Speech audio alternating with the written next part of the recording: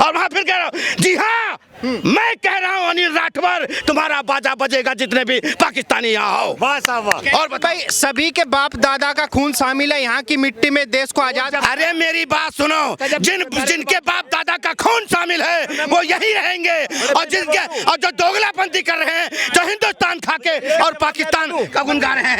एक शायर था अदगंजा वो काला सा, वो कहता था कि सभी का खून शामिल है वतन की मिट्टी में, किसी के बाप का हिंदुस्तान थोड़ी है। तो हम कह रहे हैं कि सभी का खून शामिल था वतन की मिट्टी में, इस बात से हम अनजान थोड़ी हैं। और जिनके अब्बा ले चुके पाकिस्तान, उनके बाप का भी हिंदुस्तान थोड़ी है।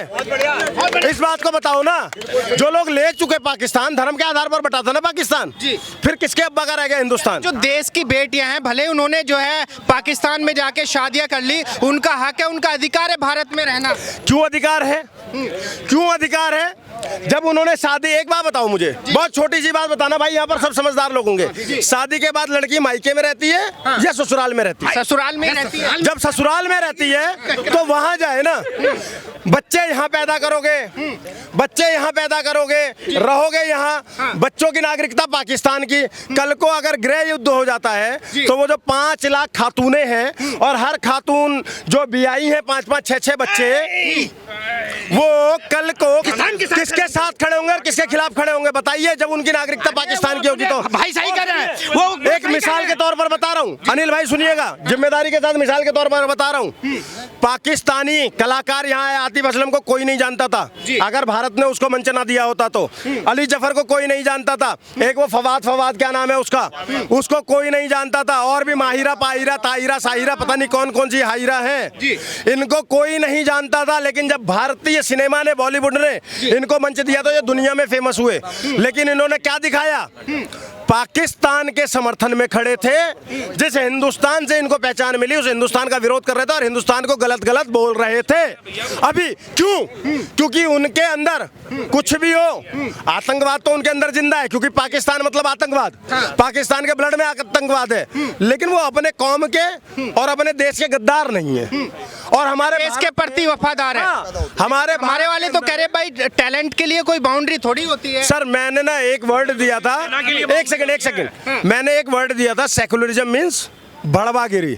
और भारत के अंदर में उस सेकुलरिज्म के नाम पर भड़वागिरी इस कदर छाई हुई है ना, इस कदर छाई हुई है कि कोई ज्योति मल्होत्रा जाकर दानिश से हलाला तक करा ले रही है, समझ गए? कोई ज्योति मल्होत्रा जाकर दानिश से हलाला तक करा ले रही है, तो कोई नेहा सिंह राठौर कहती है कि मैं 500 रुपए, अरे यार नहीं, अब शब्द नहीं, 500 रुपए में तबला बजवाऊंगी, ठीक है, और मेरे पास बाकी के पैसे नहीं है, लेकिन मैं देश के प्रधान को गालियां बकूंगी, ठीक है, और 5-5 कॉफियां पी के। तो और कोई ध्रुव राठी, जर्मन शेपर्ड विदेश में बैठ के हमें भारत के बारे में बताएगा, और मेरे भारत के सो कॉल्ड युवा जो आजकल अपने आप को बहुत कूल समझने लगे हैं, बहुत ज्यादा कूल, वो उस ध्रुव राठी को देख कर आएंगे और हमें यहाँ पर ज्ञान पेलेंगे, जो अधूरा ज्ञान होता है। मैं एक जिम्मेदार, एक और बात बताता हूँ, एक ज्योति मल्होत्रा को लेके भी लगातार जो है बातचीत हो रही है। लोग, जो विपक्ष के लोग ये कह रहे हैं, ये कौन होते हैं एक बेटी को ये बताने वाले, किससे मिलना है किससे नहीं मिलना है? अच्छा एक सेकंड, गजला के लिए कोई धर्म थोड़ी होता है। प्यार के लिए धर्म नहीं होता है, प्यार के लिए धर्म नहीं होता है। तो इतना बड़ा बुर्का उठाकर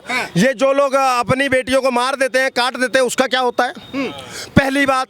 दूसरी बात, वो चार्ट कौन सा है कि ब्राह्मण की लड़की होगी तो उसका इतना लव जिहाद, कि ब्राह्मण की लड़की अगर पटाएगा तो इतने देंगे, ठाकुर की पटाएगा तो इतनी देंगे, और बनिया की, जाट की, ऐसे वो जो रेट लिस्ट है वो किसके लिए है? और बाद में ये सो कॉल्ड जो लड़कियां हमारी सेक्युलर हो गई हैं और कहती है मेरा वाला अब्दुल ऐसा नहीं है, फिर कोई श्रद्धा वाकर बनकर कट जाती है तो कोई साक्षी बनकर कट जाती है, समझ गए? ये समझने वाली बात है। आपने देखा होगा 5 लाख से ज्यादा महिलाएं ऐसी हैं जिन्होंने पाकिस्तान में शादी कर रखी हैं और भारत में बच्चे पैदा कर रही हैं। हाँ तो 10 से कम है नहीं। देखिए सबसे ज्यादा फायदा तो वही उठा रहे हैं। अब बताओ कितनी बड़ी आबादी होगी? सबसे ज्यादा फायदा तो वही उठा रहे हैं। हाँ, ये कर रहे हैं वो लोग, या देश छोड़ देना चाहिए। देखिए उन्होंने देश छोड़ देना चाहिए। यार मेरा देश है कि धर्मशाला है? मेरा देश है कि धर्मशाला है? आओ 500 कर लाख आओ यहाँ पे, और उसके बाद 10-10 बच्चे के हिसाब से जोड़ लो कितने बच्चे पैदा हुए। अरे किसी के 5 से तो कम है ही नहीं। कह रहे देश तो सभी का है ना। अरे देश पाकिस्तान उनका है तो पाकिस्तान चली जाए। जिन्हें पाकिस्तान जिन लड़कियों को प्यारा है और जिनके शोहर पाकिस्तान में है, उन हसीनाओं को कह दो, जाओ तुम्हारे हसीनाओं, तुम्हारे शोहर पाकिस्तान में है और जाओ वहाँ टपाटप करवाओ, पाकिस्तान में वहाँ जाके टपाटप करवाओ। तुम्हें यहाँ हिंदू, अगर हिंदुस्तान में तुम्हें हिंदू मुसलमान भाई नहीं पसंद है तो वहाँ जाके टपाटप करो। इस चीज से हमें निकलना पड़ेगा। और एक बात बहुत जिम्मेदारी के साथ बोल रहा हूँ भाई, आप सब लोग यहाँ पर युवा हो, एक मूवी आई है जी जिसका नाम है हिज स्टोरी ऑफ इतिहास। इस फिल्म को जाकर देखो, इसके अंदर में बहुत बारीकी तरीके से दिखाया गया है, रियल इंसिडेंट्स पर बेस है कि एक फिजिक्स का टीचर होता है और वो जब अपनी हिस्ट्री की बुक्स देखता है, फिजिक्स का टीचर अपनी बच्ची की हिस्ट्री की बुक्स देखता है तो देखता है कि क्या पढ़ाया जा रहा है और एक्चुअल हिस्ट्री क्या है। तो उसने बहुत सारे लेटर लिखे थे एनसीईआरटी को और उनका सबका जवाब सिर्फ ये आया था कि हमारे पास एविडेंस नहीं है। और उसको बारीकी से दिखाया गया, उसमें ये दिखाया गया कि अगर आपको इतिहास जानना है तो आपको इतिहास में घुसना पड़ेगा। एक बार उस मूवी को जाकर देखो, उस मूवी से आपकी बहुत सारी आंखें खुलेंगी और उसके बाद भारत का एक्चुअल इतिहास पढ़ो। बहुत सारी किताबें जो कांग्रेस ने बैन कराई थी वो किताबें लाइब्रेरियों में आज भी सुरक्षित है, संग्रहित है, जाकर पढ़ो, तब तुम्हें अपने देश का इतिहास पता चलेगा। मैं एक बात बताऊं, किस तरीके से प्रोपेगेंडा फैलाया गया। हमें बताया गया अकबर महान है, हमें बताया गया बाबर महान है, यहाँ तक कि औरंगजेब जो डेली 2000 जनेऊ काटता था तब नाश्ता करता था, उसको बताया गया वो बहुत बड़ा पीर संत महात्मा था।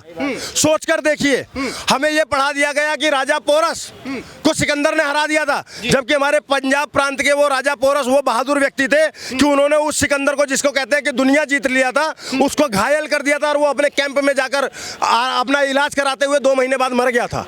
समझ गए? लेकिन हमें ये इतिहास ना पढ़ाकर हमें महाराणा प्रताप के बारे में, मैं भी चैलेंज के साथ कहता हूँ, यहाँ पर 10 लड़के खड़े हैं, 10 के 10 से अगर मैं पूछूंगा पन्ना धाय कौन है, कितने लोग बता सकते हैं? एक बार कैमरा घुमा दो, हाथ उठाओ। पन्ना धाय कौन है? हाथ उठाओ। कितने लोगों को पता है पन्ना धाय कौन है? राणा उदय सिंह कौन है? कौन है राणा उदय सिंह? राणा सांगा कौन है? लेकिन इनको सबको ये पता है अकबर कौन है, बाबर कौन है, औरंगजेब कौन है, तैमूर कौन है। ये सब छिरे थे, समझ गए?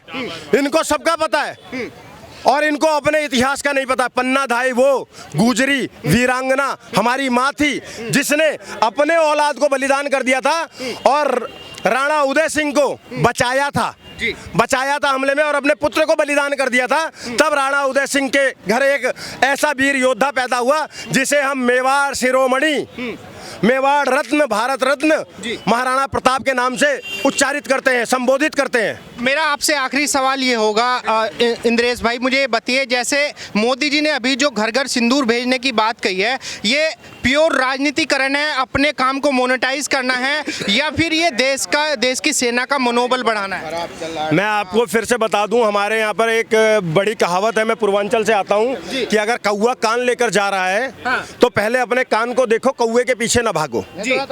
समझ गए? कौवा कान लेकर, किसी ने आपसे कहा कि कौवा कान लेकर जा रहा है तो आप पहले कौवे के पीछे भागोगे ना, तो आप हास्यास्पद बनोगे और हास्य के वो बनोगे। लेकिन अगर आप अपना कान टोलोगे तो आप समझदारी दिखाओगे। यही है, भाजपा का कोई ऑफिशियली ये बयान नहीं है, भाजपा के तमाम नेताओं ने ये बात बता भी दी है, हर टीवी डिबेट्स में और हर चीज़ में बता दिया कि ये हमारा कोई ऑफिशियली वो नहीं है सिंदूर का। और अगर सिंदूर घरों घरों में बांटा भी जा रहा है, हालांकि मैं भी कहता हूँ कि भाजपा के IT सेल को बदलने की बहुत आवश्यकता है, उससे नहीं संभल रहा है।